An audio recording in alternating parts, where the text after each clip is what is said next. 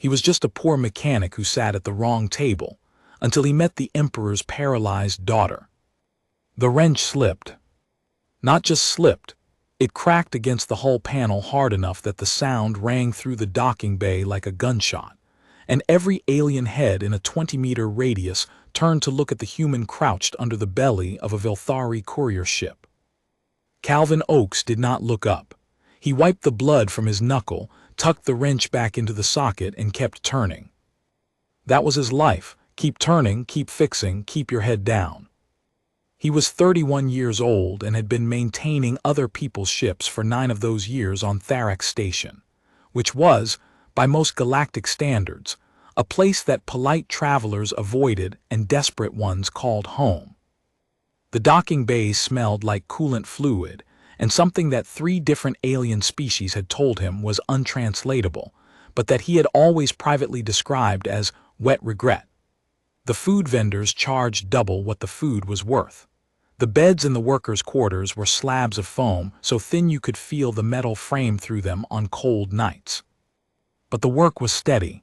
There was always a ship that needed fixing. Calvin was good at fixing things. He had a natural sense for machinery, not anything mystical, just patience and a willingness to actually read the schematics when other mechanics skipped straight to guessing. He had taught himself to read Vilthari technical notation, which most humans found incomprehensible. He had learned the basics of Rithkai engineering, because a Rithkai freighter captain named S. Savax had paid him double once to patch a drive coil that no one else would touch. He had even spent 3 weeks decoding a Chorus-built navigation core just because it annoyed him that it kept making that clicking sound. He did not think of himself as exceptional. He thought of himself as thorough. The station manager, a broad Vilthari named Ducat, thought of him as cheap. Calvin charged less than the licensed service firms and worked faster. That was enough for most captains. Not enough to get rich on, but enough to eat, enough to keep his toolkit stocked, enough to send money back to his mother on Earth once a month without her ever knowing how tired he actually was. He finished the panel repair, crawled out from under the courier ship, and stood up straight. His back ached. It always ached. He packed his tools into the worn canvas bag he had carried since his 2nd year on the station, and he walked toward the transit corridor that connected the docking bays to the commercial district. He was not supposed to eat in the commercial district. Workers had their own mess hall 2 levels down, where the lighting flickered and the synth noodles tasted like someone had described noodles to a machine that had never seen food. But the mess hall was closed for fumigation. Something had gotten into the ventilation again, and Calvin had skipped breakfast, and his body had moved on its own toward the smell of something that was actually cooked. The station's commercial district was a long curved corridor with vendors and small restaurants on both sides, designed to serve the travelers passing through. It was always busy, always loud, always lit in that particular blue-gold tone that the Vilthari preferred, and that gave everyone's face a slightly haunted quality. Calvin walked through it with his bag over one shoulder, scanning the vendor boards for prices he could afford. He found a small human-run food stall near the far end. The owner, a weathered woman named Deb, sold rice bowls with protein strips for 3 credits. Calvin had 4 credits. He ordered 1 bowl and a cup of water and looked for somewhere to sit. Most of the seating was taken. A group of Vilthari merchants occupied the long tables near the center. A pair of Rithkai travelers sat in the corner booth, their body sheaths rippling with the passive bioluminescence they used when they were comfortable. A cluster of humans who worked for one of the shipping companies sat near the window, and Calvin briefly considered joining them, but he recognized one of them as the man who had filed a complaint against him 6 months ago for taking a contract he thought was his, and he did not feel like having that conversation today. There was one empty seat at a small table near the wall. The table was occupied by a single figure, seated in what Calvin first took for a very large, very elaborate chair, and then realized was a mobility device of some kind. He could not see the occupant's face clearly because of the way the lighting caught the hood of her outer garment, but he could see that she was not Vilthari and not Rithkai. She looked human adjacent, though taller in the torso, with 4 fingers on each hand and a very slight iridescence to the skin at her temples. She was reading something on a data slate. She had a cup of something that was steaming slowly beside her. There was a chair across from her, and it was empty. Calvin stood there for a moment, his rice bowl in both hands, and weighed his options. He was tired. His knuckles still stung. He looked around the room one more time, found nothing, and walked to the table. "Excuse me," he said, because his mother had raised him with manners. "Is this seat taken?" The figure looked up from her data slate. She had pale gray eyes, very still, the kind of eyes that did not seem to blink quite as often as they should. She looked at him for a moment, then looked at the empty seat, then looked back at him. "No," she said. Her voice was low and very precise. "Thank you," he said, and sat down.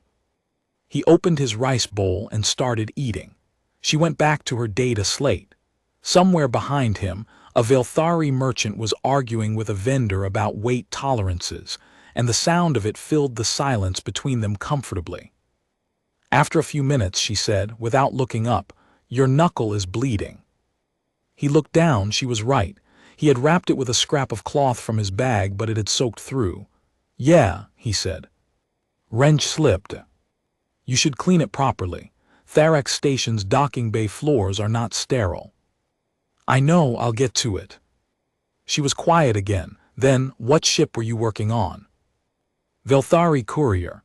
4th class hull, older configuration. Someone had tried to patch a panel breach with thermal adhesive, which works for about 6 months and then fails completely. I replaced the whole section." She looked up at that. "The thermal adhesive patch is a common shortcut." It is also lazy. The proper repair takes 3 times as long, but it holds." Something shifted very slightly in her expression. Not quite a smile, more like recognition. "You are a mechanic," she said. "Yes." "An independent one, by your toolkit." He glanced at his bag. "That obvious?" "The licensed firms use standardized cases. Yours is personal. The patches on the canvas are yours, not the firm's." He looked at her bag, which was sitting beside her mobility device. It was very plain, very dark, and had no markings on it at all. He thought that was either very humble or very deliberate. "You have good eyes," he said. "I have nothing else to do with them," she said, and looked back at her data slate. And for a moment something passed through her voice that was not quite bitterness and not quite resignation, but was something close to both. He finished his rice bowl. He wrapped his knuckle properly with a clean strip of cloth from his kit. He was about to stand up and go when she said, still without looking up, "The Velthari 4th class Courier docked in Bay 17 has a secondary thruster calibration issue. The vibration from it has been noticeable for 2 days." He stopped. "I didn't notice any thruster issue." "You were inside the hull. You would not feel it from there. I have been sitting near the observation port most of the morning." He looked at her.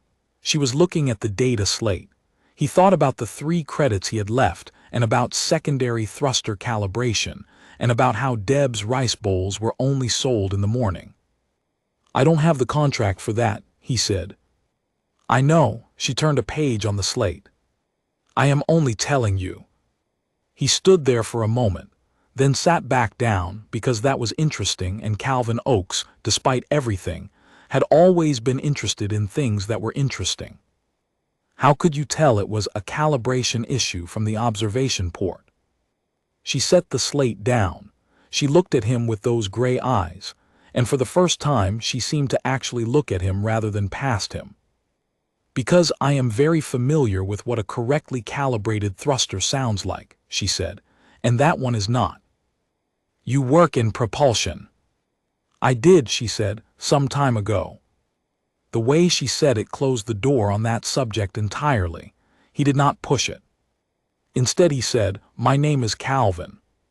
She seemed to consider this for a moment longer than the situation required. Then she said, "Lyra." He nodded. He rapped his knuckle a second time to make sure it would hold. He looked out at the docking bay through the observation port, and he could see the courier ship sitting in Bay 17, and he thought that he could probably squeeze a thruster calibration contract out of the captain for 200 credits if he approached it right. He thought about that. Then he thought about the fact that he was sitting across from a woman in a high-technology mobility device who had spotted a thruster calibration issue from a public observation window, and that was not something ordinary people did. He looked at her again. She had gone back to her data slate. He was very tired and his knuckle hurt, and there was no particular reason to stay. He stayed. The thruster calibration had taken 2 hours, not the 40 minutes Calvin had estimated, because when he got into the secondary housing, he found that 3 of the adjustment pins were worn down to almost nothing. Whoever had last serviced this ship had run the numbers wrong and let the pins grind. It was the kind of mistake that was easy to miss and expensive to ignore. He replaced the pins, recalibrated the thrust ratio, ran the diagnostic twice, and charged the captain 600 credits because the captain had tried to argue him down to 3, and Calvin did not negotiate on structural work. He was back in the commercial corridor 2 hours after he had left it, because he wanted to know if the woman named Lyra was still there, and because that was a reasonable thing to want to know about someone who had saved him 3 credits by spotting a job before he even knew it existed. She was not at the small table near the wall. He was not particularly surprised. He was a little disappointed, and he did not examine why too carefully. He went back to the workers' quarters and cleaned his knuckle properly and ate a packet of synth protein that tasted like nothing, and he went asleep thinking about the worn adjustment pins and the way she had said some time ago, as though it carried weight she was not willing to put down. He did not expect to see her again. He saw her the next morning in the same chair at the same table, with a different cup of something steaming and the same data slate. He bought a rice bowl from Deb and he walked over and he said, "The thruster calibration was actually worse than you thought. The adjustment pins were gone." She looked up. How much worse? If that ship had gone to jump speed, probably a full blowout on the secondary housing, maybe worse depending on load. She was quiet for a moment. Then, the captain should have it documented. I documented it. I also charged him accordingly. He sat down across from her without asking this time, and she did not object. The primary housing showed early wear too. I flagged it for his next service. He will ignore it, she said. Probably. They usually do until they cannot. He opened his bowl. What are you reading? She looked down at the slate, then up at him. He had the sense that she was deciding something. Propulsion theory, she said. Specifically the new work coming out of the Meridian Institute on Variable Geometry Thrust Architecture. He stopped with his spoon halfway to his mouth. The Meridian Institute is the Velthari's most restricted research facility. Yes. That research is not publicly available. She looked at him steadily. No, she agreed, it is not. He put his spoon down. He looked at her, really looked at her, and noticed for the first time the quality of the fabric of her outer garment, not ostentatious, not decorated, but the kind of plain that was very expensive.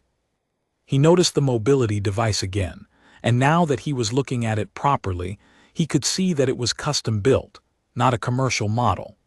Every component was fitted and balanced with a precision that spoke of either enormous wealth or enormous access or both. He noticed that the 2 individuals who had been standing near the entrance to the corridor yesterday were there again today, in different positions, wearing different clothes, but with the same quality of stillness. The kind of stillness that came from training rather than boredom.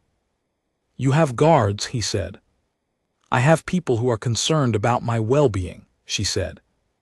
That is a diplomatic way to say guards. I am often diplomatic. He picked his spoon back up. He ate some rice. He thought about everything he was not going to ask, and then thought about the fact that she had chosen this table, this public restaurant, this particular visible and unremarkable corner of a station full of unremarkable workers, and she was reading classified Velthari propulsion research, and had spent 2 days watching the docking bays through an observation window. "The mobility device," he said, keeping his voice level, "is it permanent?" She looked at him. He could not quite read her expression. "Why do you ask?" "Because I fix things," he said simply, "and I am asking." Something changed in her face, not dramatically, just a small shift like a pressure valve easing slightly. "Yes," she said, "it is permanent, a spinal injury. The nerves do not respond." "How long?" "4 years." He nodded. He looked at the device again, then back at her. "Do you mind if I ask about the mechanism, purely mechanical curiosity?" She looked at him for a long moment. Then slowly she turned the device so he could see the lateral housing. "The drive system is here. The postural correction array is here. The neural interface runs along this channel." She indicated each component with precise, steady gestures. He leaned forward slightly. "Is that a chorus interface module?" She looked surprised, just slightly. "You know chorus construction?" "I spent 3 weeks on one of their navigation cores last year, just to figure out why it clicked." He studied the housing. "The tolerance on that channel fitting is tighter than standard." "Someone built this specifically for you?" "Yes." "It is good work," he said, and he meant it. She was quiet. Then in a different voice, lower, less measured, she said, "Most people do not look at it at all, or they look at it too much." "I look at everything," he said. "It is a bad habit." She looked at him. He looked back. And somehow, between the rice bowl and the steaming cup and the data slate full of classified propulsion theory, something settled between them that was easy and real and not awkward at all. Neither of them said anything about it. Calvin finished his bowl and stood to leave. He had 3 contracts to check on and a bearing housing to price out. "Same time tomorrow," he said, because it seemed like the kind of thing to ask. She looked up from the slate. Those gray eyes. "If the thruster on that Rithkai freighter in Bay 9 does not get worse," she said, "yes." He looked through the observation window at Bay 9. He could not hear anything from here. "How long has it been showing?" "Since this morning. The interval is irregular, which suggests a loose component rather than calibration drift." He stared at the freighter for a moment, then he picked up his bag. "I am going to go talk to the captain," he said. "Thank you." "You keep thanking me," she said. "You keep finding me work." She looked at her data slate. "It gives me something to do," she said, and again that note was in her voice, not quite sadness, not quite something else. "Just wait." He left because the freighter needed looking at and because he was not yet sure what to do with a woman who sat alone in a public corridor, reading classified research and watching docking bays through a window, as though searching for something to fix when she could not fix the one thing that most needed fixing. He came back the next morning. And the morning after that. And the morning after that. By the end of 2 weeks, it was not a coincidence anymore. It was a routine. And routines, Calvin Oakes had learned long ago, were the closest things to roots that people like him ever managed to grow. He did not yet know who she was. He was not sure at that point that it mattered. She knew propulsion theory at a level that made licensed engineers look like students. She could read a vibration pattern through a foot of reinforced glass. She asked precise questions and gave precise answers, and never said anything she did not mean. He had never met anyone like her. He was not yet afraid of what that meant. That came later, when the 4 people who were definitely guards and not people concerned about her well-being stood up very straight one afternoon, and a man in a formal Velthari diplomatic coat walked into the corridor, and he addressed Lyra in a language Calvin did not know, and the word he used before her name was a title. Calvin looked it up later because he looked everything up, and the word translated as daughter. And the word before daughter translated as emperors.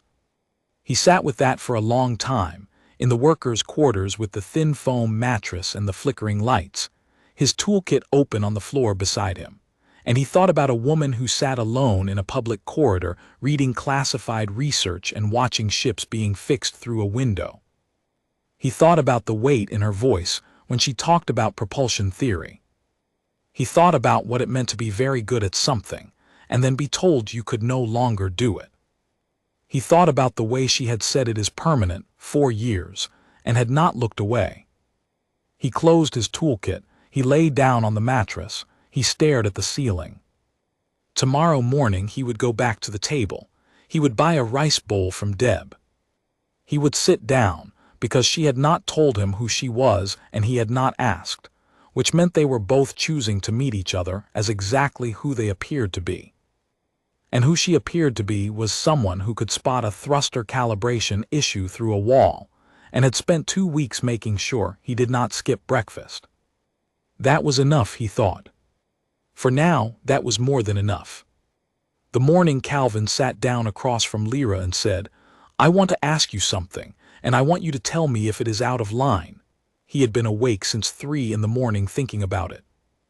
She looked up from her data slate. She had a cup of something with a slight red tint today which was new. "Ask," she said. "The secondary thruster assembly on the Velthari freight hauler in Bay 3, the one that came in yesterday. They are going to let it sit for 2 days waiting for the manufacturer's service team. But the problem is not a manufacturer issue. It is a resonance coupling failure, and if I am right about it, that assembly is going to lock up within 48 hours. She set the slate down. "What is your question?" "I looked up the part's schematic last night. The resonance coupling on that model uses a hybrid drive architecture that has not been manufactured in 6 years. No one on this station stocks the part. But the frequency profile of the failure is identical to one I saw 3 years ago on a completely different drive type, and I fixed that one with a modified coupling from a third-party marine systems company on Deck 4. She was very still. "You want to know if the modification would hold?" "I want to know if someone with access to Meridian Institute propulsion theory thinks the modification would hold," he said. She did not say anything for a moment. Then she reached for the data slate, and she set it on the table between them so they were both looking at it, and she said, "Show me the frequency profile." He pulled up the diagnostics on his own handheld reader, which was an old model and cracked across one corner, and held it next to hers. She studied both screens for a moment, then took his reader from him. He let her, and she pulled up the schematics herself, and she was quiet for a long time. He drank his water, he waited. "The third-party coupling would work," she said finally, "but not as is. The tolerance variance is 4% over the drive's operating range, which means at high load the vibration will transfer. You need to machine down the mount's surface by approximately 2 millimeters and add a polymer damping layer between the coupling and the housing." He looked at what she had marked on the schematic. She was right. He had seen it as a possible solution but not known how to get it there. "I do not have machining equipment. Deck 4 industrial fabricators rent by the hour, Bay 6. The Rithkai operator, his name is V. Seth, owes me a small favor. Tell him Lyra sent you and the rate will be reasonable." He stared at her. "You know the fabricator on Deck 4. "I have been on this station for 3 weeks, she said. "I know most of the people worth knowing." He thought about the guards. He thought about the diplomatic coat. He thought about the classified research. "And they do not know who you are." She looked at him steadily. "They know who I appear to be," she said. "A woman with a mobility device who sits in the same corridor every morning and reads technical papers, which is accurate. That is not all you are." "No," she agreed, "but it is enough for V. Seth." He picked up his reader. He looked at her markup on the schematic. She had annotated it in 3 languages simultaneously. His, and 2 he did not recognize, with notes in the margins about operating temperature and load variance, and something about crystalline fatigue in the polymer layer that he did not fully follow but knew was important. "How do you know so much about this?" he asked. She was quiet for a moment. Then, "I designed 3 propulsion systems before I was 25, 2 of them are currently in service on Velthari deep space exploration vessels. She looked at the schematic. The 3rd one is the one that put me in this chair. He did not say he was sorry, because she had not said it looking for sympathy. She had said it looking at the schematic in the same tone she used when she told him a coupling tolerance was off by 4%. Precise, factual, not looking away. An accident, he said. A test run. The system worked exactly as designed. A secondary component that we had not built failed instead, a standard housing unit from a third-party supplier. She paused. If someone had checked the part tolerance against the operating load, they would have known it was wrong. He thought about the worn adjustment pins on the courier ship. He thought about the thermal adhesive patch. He thought about every shortcut he had ever watched someone take, and the way those shortcuts always eventually became someone else's problem. I always check the tolerances, he said. She looked at him. I know, she said. I have watched you work. That sat between them for a moment. From the observation window, he said. You are thorough, she said. It is not common. He looked at his reader. He thought about VSETH on Deck 4 and the machined mount surface and the 2mm difference between a working repair and a locked drive. He thought about the freight captain in Bay 3 who was waiting 2 days for a manufacturer's service team that could not help him. He thought about what it meant to be very good at something that you could not do anymore, and to spend your days watching someone else do a simpler version of it, and to still not be able to stop yourself from caring whether they got it right. I will go to VSETH this morning, he said, before the freight captain's window closes. Good, she said. He stood, he picked up his bag. He stood there for a moment because there was something else, and he was not sure how to say it, and he did not want to say it wrong. Lyra, he said. She looked up. I read a paper last year about experimental neural bridge technology for spinal injuries. The researchers were at a university on Earth, but the funding was Velthari. He paused. I read it because the base mechanism was similar to a chorus interface module which I had been working on. I did not understand all of it, but the early results were significant. She was very still. I kept the citation, he said, if you want it. A long pause. Then why would you keep it? I keep everything that seems important, he said, and it seemed important. She looked at him for a long moment. Her gray eyes were very steady. He could not read what was behind them, but he thought it was something that had not had much light on it recently. Send it to my reader, she said. Her voice was very precise, very level. Okay, he said. He left. He did not look back, because he did not want her to feel watched in the way she was watching him, which was the careful and attentive way of someone who had learned to observe everything from a fixed position and had gotten very good at it.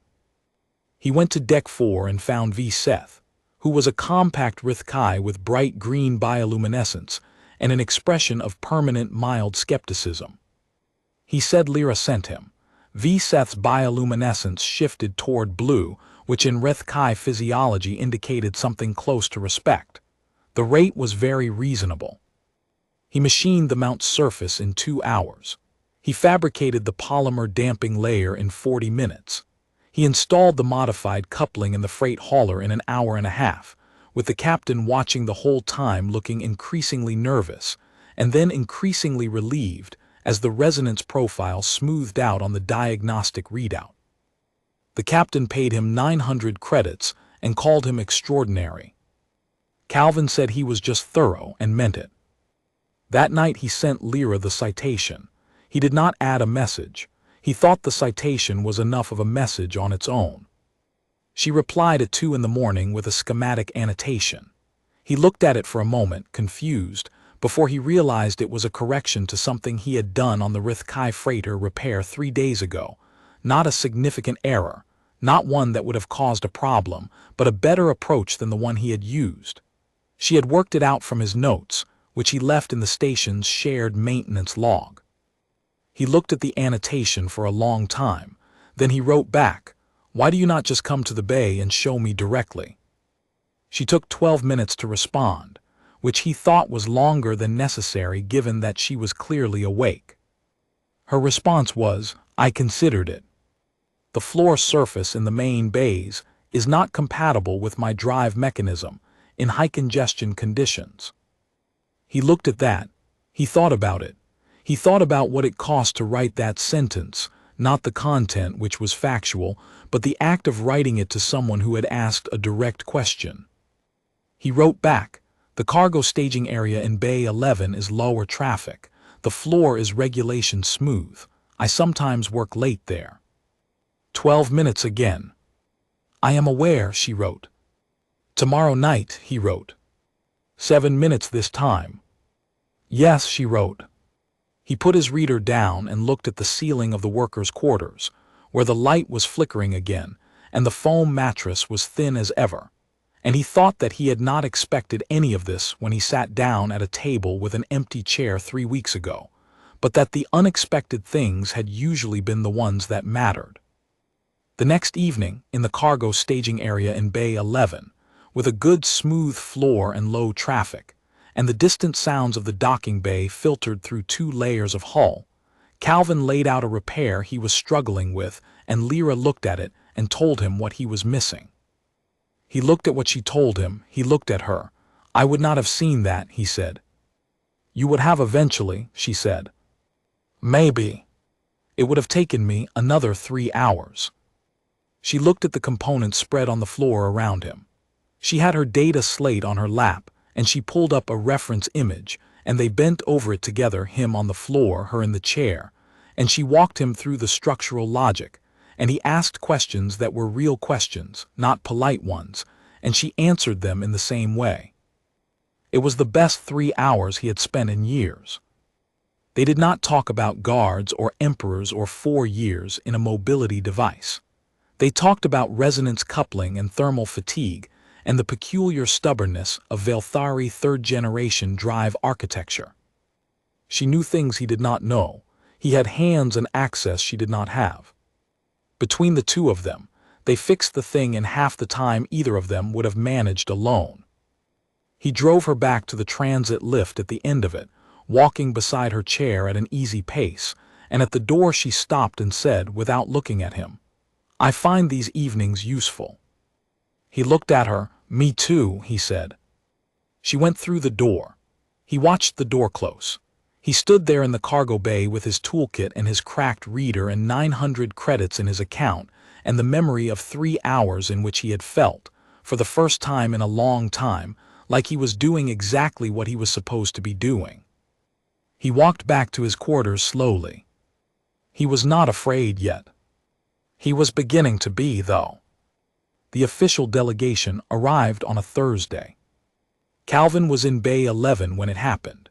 He had been under a Rith-Kai personal transport for 4 hours working on a drive mount that had been described to him as minor misalignment, and turned out to be 3 separate structural failures that had somehow failed to cascade into a complete explosion, probably because the transport's owner had been lucky and nothing more. He was deep inside the housing, lying on his back on the smooth staging area floor, when he heard the sound change in the main corridor outside. He had been on Therax long enough to know that sound. It was the sound of people moving in formation, which was different from people moving in a crowd. Crowds were random. Formations had a rhythm to them, a coordinated weight. He stayed where he was, because the drive mount did not care about formations, and finished the bolt sequence he was on. When he came out, the main corridor beyond the bay doors was very different. There were 8 individuals in Velthari formal dress, deep blue with gold at the collar, which was the diplomatic corps, not the military, but the distinction sometimes mattered less than people thought. 2 of them were carrying something, a case of some kind. The others were arranged in the careful, not quite surrounding configuration that meant escort. In the center was a Velthari of late middle age with the kind of stillness that came from power so long held that it had become invisible even to the person carrying it. He wore no insignia that Calvin could see. He did not need to. Lyra was at the transit junction at the far end of the corridor, and her 4 guards, who were definitely guards and not anything else, had doubled to 8 and were arranged very differently than usual. Calvin stood at the bay door and watched. He could not hear what was being said. He could see Lyra's back, and the set of her shoulders, and the particular quality of stillness she took on when she was very carefully not showing what she was feeling, which he had come to recognize over the past weeks. The conversation went on for a while. Then the older Velthari reached into the case that the 2 attendants were holding and produced a document of some kind, and offered it. Lyra did not take it immediately. There was a pause that lasted long enough to be notable. Then she took it, and her guards rearranged themselves, and the delegation withdrew in formation, and the sound of them faded down the corridor. Lyra stayed where she was for a moment. Then she turned her chair, and she saw Calvin standing at the bay door. He raised a hand in a neutral greeting. He did not know what else to do.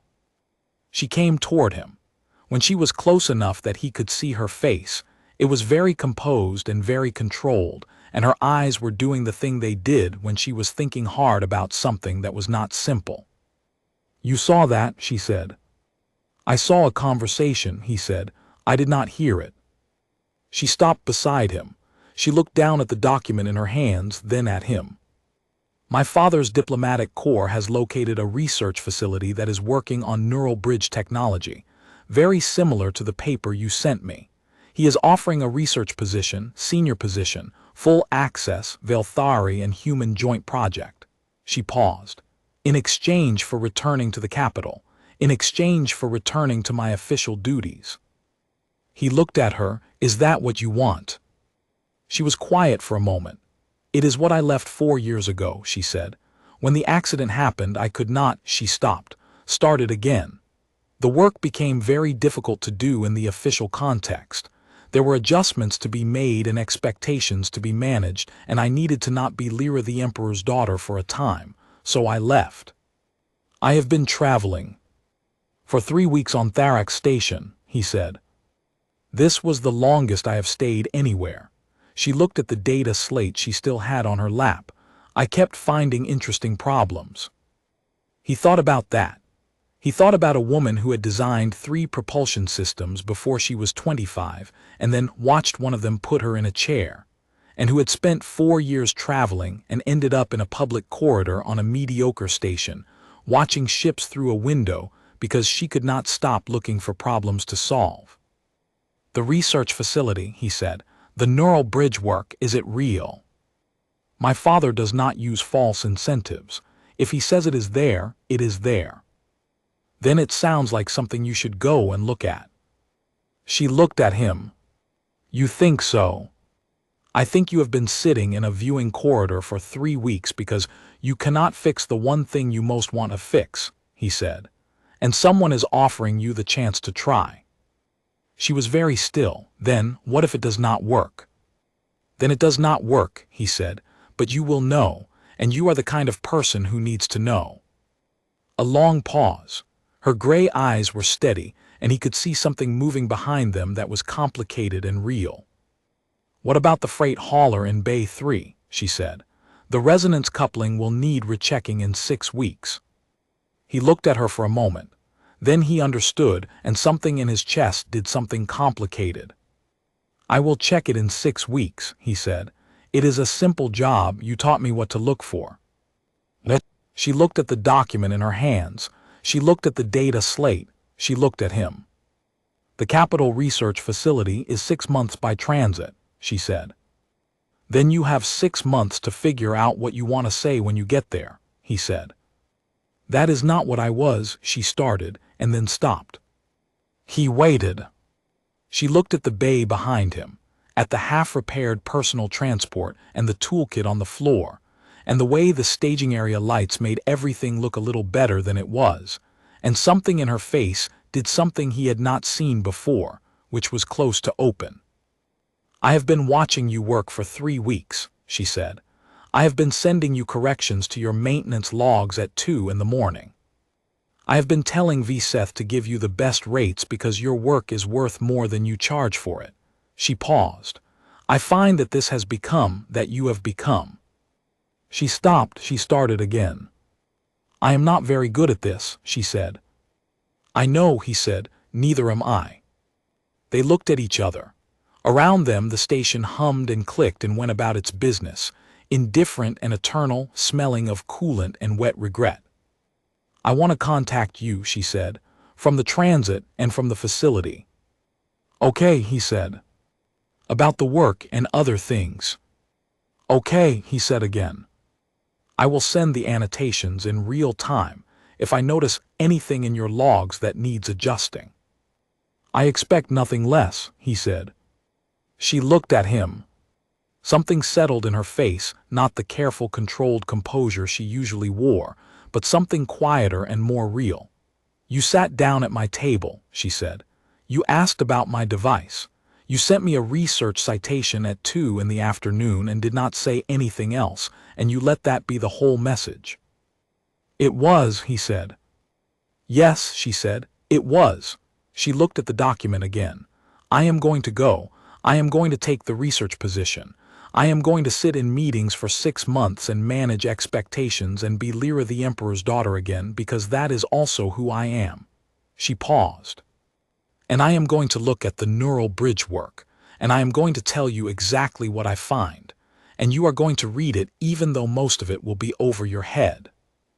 I will read every word, he said, and ask questions that are annoying. Good, she said. I prefer the annoying questions. They are usually the real ones. She held out her hand.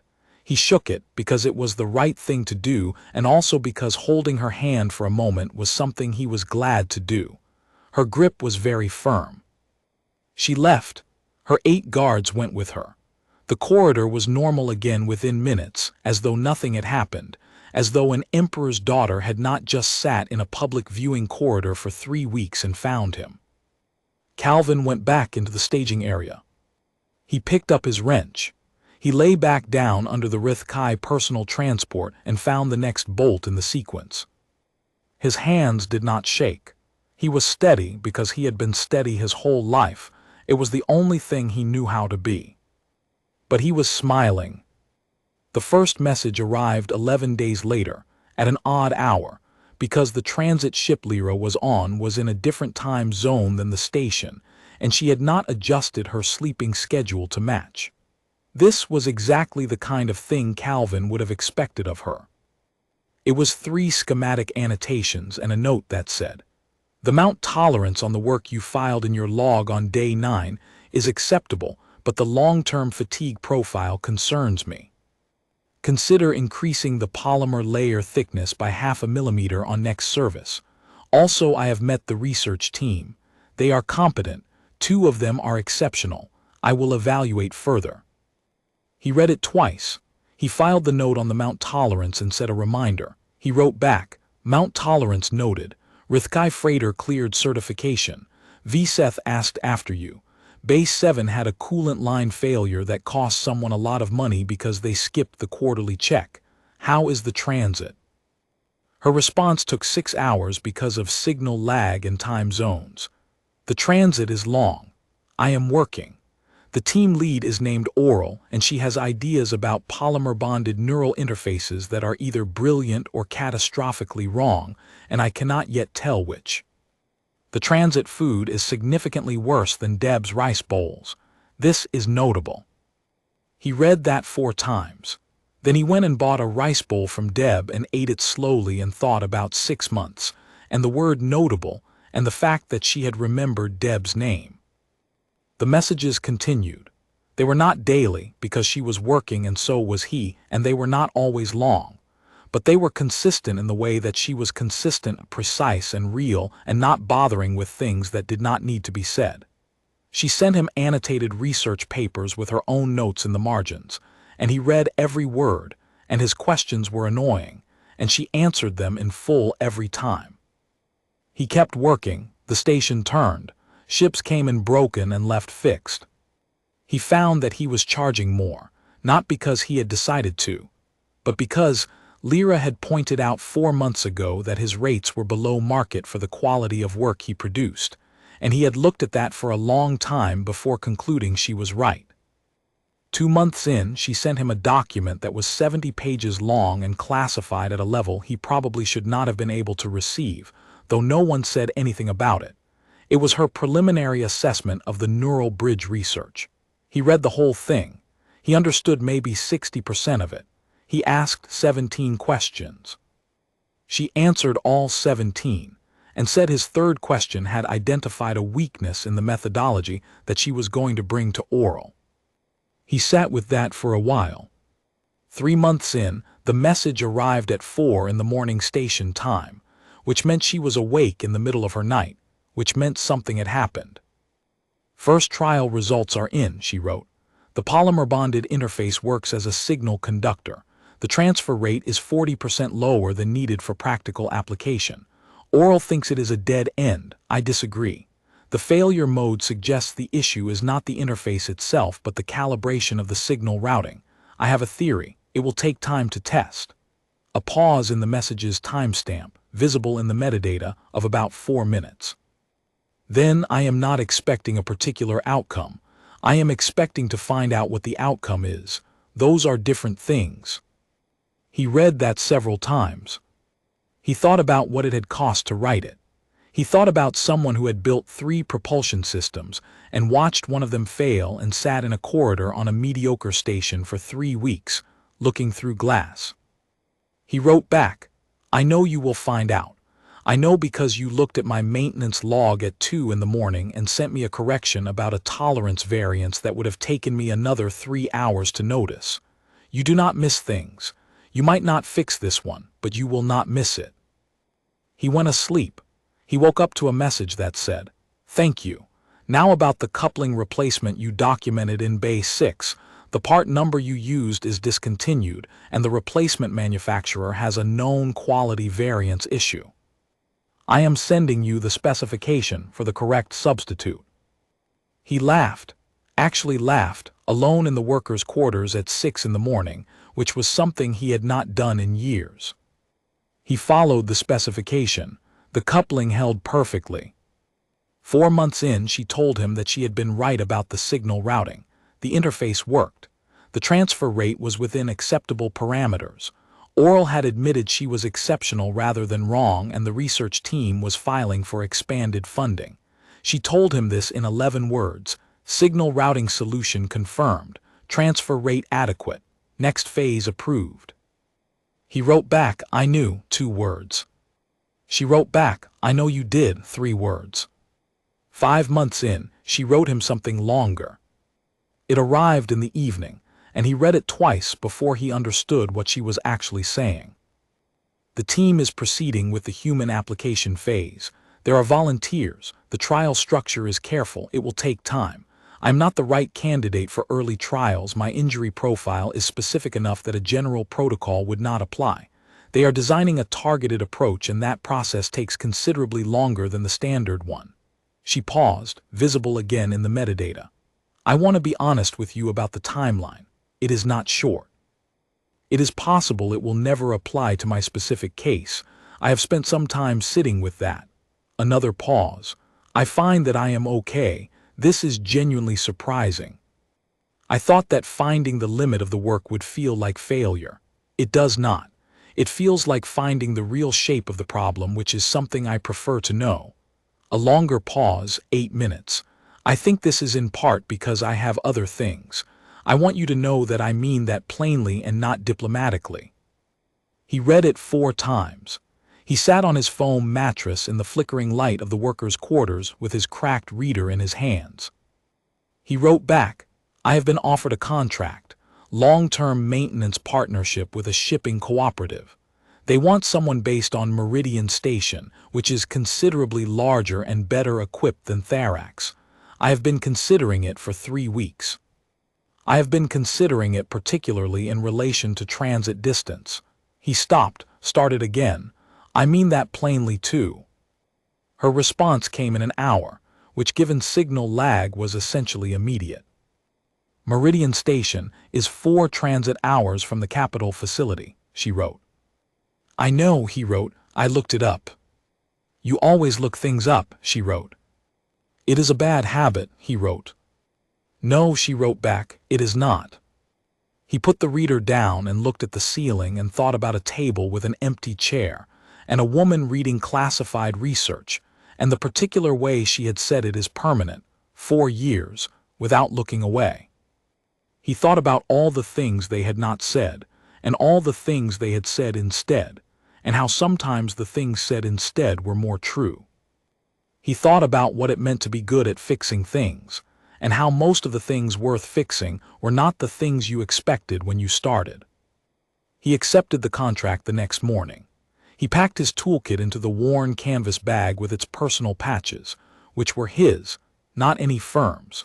He said goodbye to V. Seth, who gave him a rate that was so far below cost it was practically a gift, and whose bioluminescence had gone a warm amber that meant something in Rith Kai physiology that his translation guide described as fond. He stopped at Deb's stall and bought one last rice bowl and ate it standing up, looking through the observation window at the docking bays. Bay 17 was empty. He had checked that coupling 6 weeks ago as promised. It had held. He thought about worn adjustment pins and thermal adhesive patches, and all the small, quiet ways things failed when no one was paying proper attention. He thought about paying attention. He picked up his bag. He walked to the transit dock. He bought a ticket to Meridian Station, which was 4 hours from the Capitol facility, which Lyra knew because she knew the distance to everything around the places she was. The transit ship was clean and warm and smelled nothing like coolant. He found a window seat and watched Therex Station fall away behind him, growing small and then smaller and then gone. He was a mechanic. He was 31 years old. He had 4 credits in his pocket above the cost of the ticket, a toolkit that fit everything he needed, and a cracked reader full of annotated schematics and research papers and messages sent at odd hours across the signal lag. He was not a soldier or a diplomat or a hero of any kind. He was thorough. He paid attention. He sat down at tables with empty chairs and fixed things that other people had walked past, and sometimes that was enough to change the whole shape of a person's life, including his own. The stars outside the window were very bright and very many, and somewhere in the direction he was traveling, a woman with gray eyes was sitting in a research facility at an odd hour, annotating something that mattered, and there was a message already waiting on his reader that he would open when the signal cleared. He did not open it yet. He let it wait. He looked at the stars. Some things were worth arriving at slowly. Some things you had to let be real before you let them be anything else. He thought he had learned that from her, sitting at a table with an empty chair and a cup of something steaming, watching ships through a window, looking for problems worth solving. He turned from the stars and opened his toolkit and found a small component he had been meaning to clean for a week. His hands were steady. They were always steady. He bent over the work. He paid attention. Outside the window, the stars moved past, one after another, the way they always had, patient and unchanging, while everything underneath them found its way.